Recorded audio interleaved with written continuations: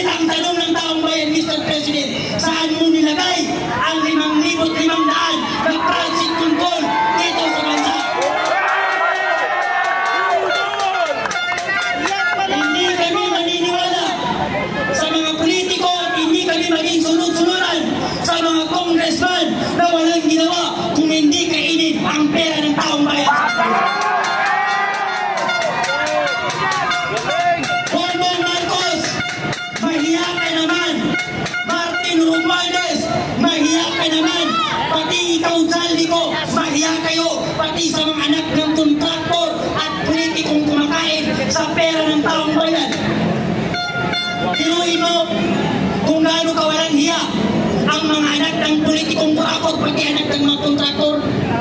Huwag na tayong magbingi-bingihan, huwag tayong magbulag-bulagan sapagkat napakatagal na nilulog lang tayo ng gobyerno ng Pilipinas. Tama na! Sobra na! Tama na ang nakawan! Tama na ang korupsyon! Mr. President, hindi nyo na po mabubudot ang Pilipino! Marcos! Marcos! Magnanakaw!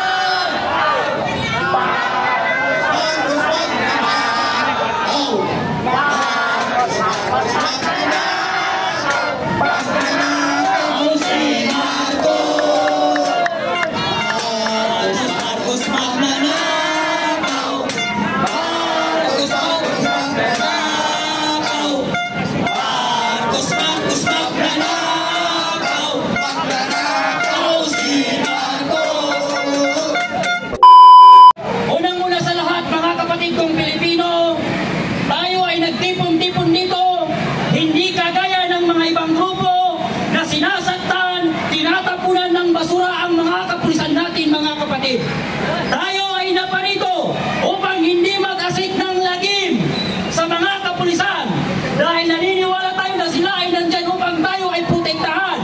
Hindi tayo kagaya ng ibang grupo na tinatapunan sila ng mga dumit puti. Hindi po natin gagawin yun mga Pilipino sapagkat ang kalaban natin ay hindi ang mga pulis kung hindi ang mga politikong kurakot na kumakain sa kaban ng bayan.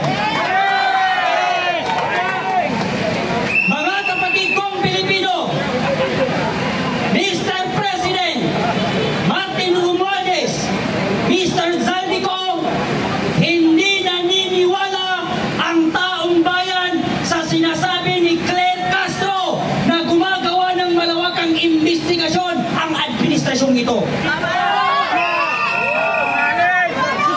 Mr. President, paano maniniwala ang taong bayan at ang Pilipino na may patutunguhan at may mapupuntahan ang investigasyon ito kung ang nag-iimbestiga ay sangkot sa pagnanakaw?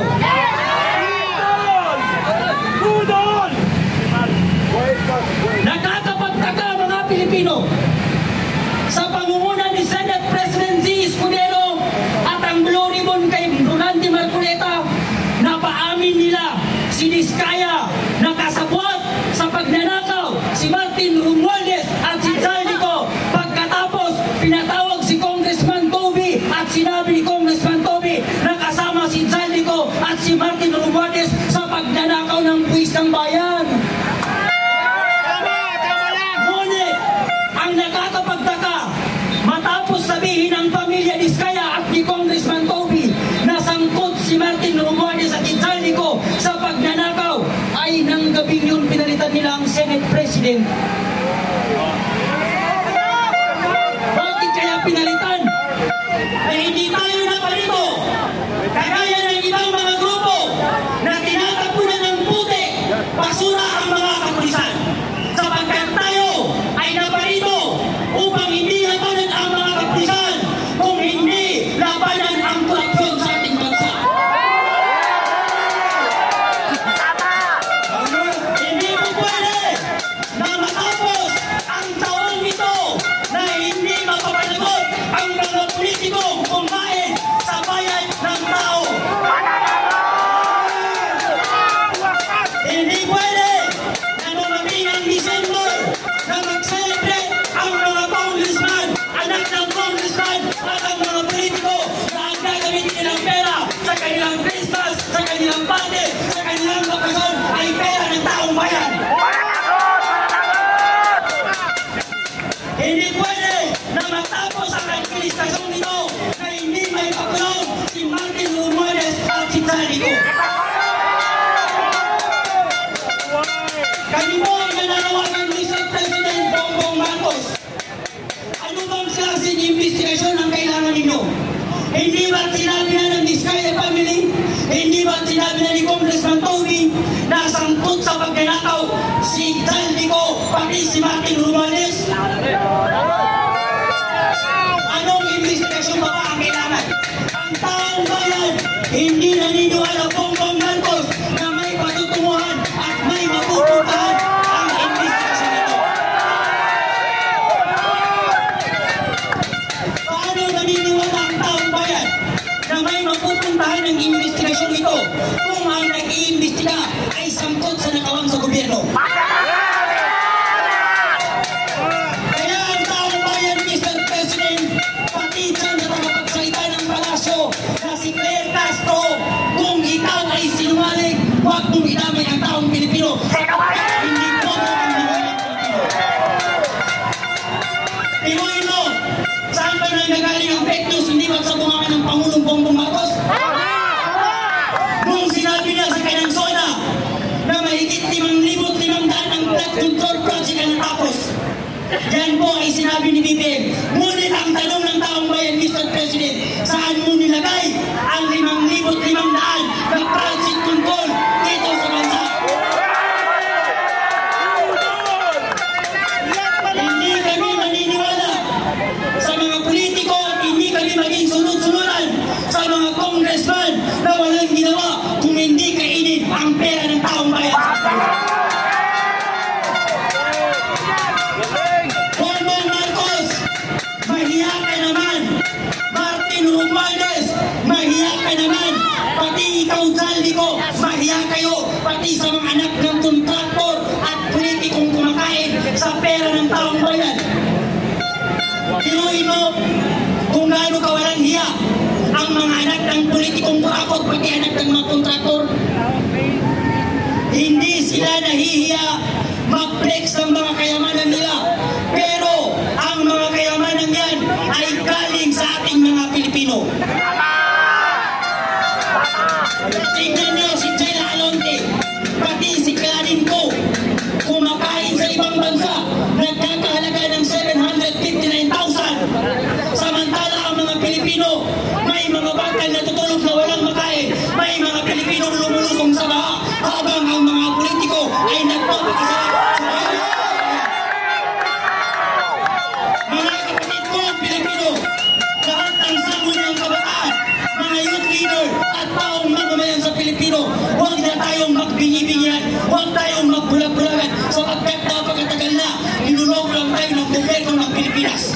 Tama na, sobra na! Tama na ang nakawan! Tama na ang korupsyon! Mr. President, hindi nyo na po mabubudol ang Pilipino sapagkat ang mga Pilipino ay hindi po kaya mo.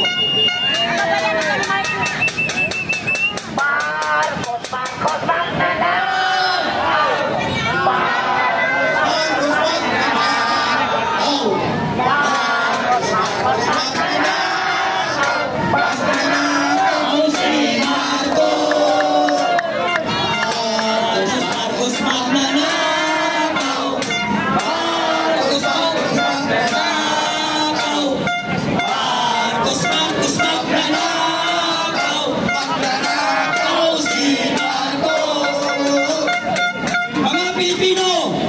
Gumising na tayo sa katotohanan. Huwag na tayong magbigi-bilihan sa matatamis na salita ng politiko at mga congressman na nagpapahirap sa ating bansa. Sila ang dahilan kung bakit ang mga Pilipino hanggang ngayon ay naghihirap dahil sa mga politiko merong sariling interes. Pag sila ang naupo at nanalo, wala silang inisip kung hindi pabahin ang termino nila at nakawin ang pera ng taong bayan.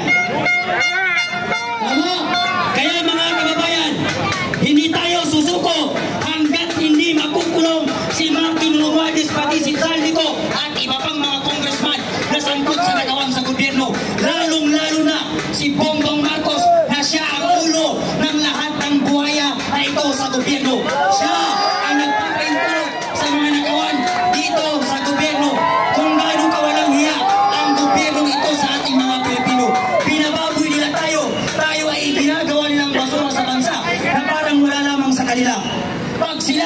tumakbo sa eleksyon.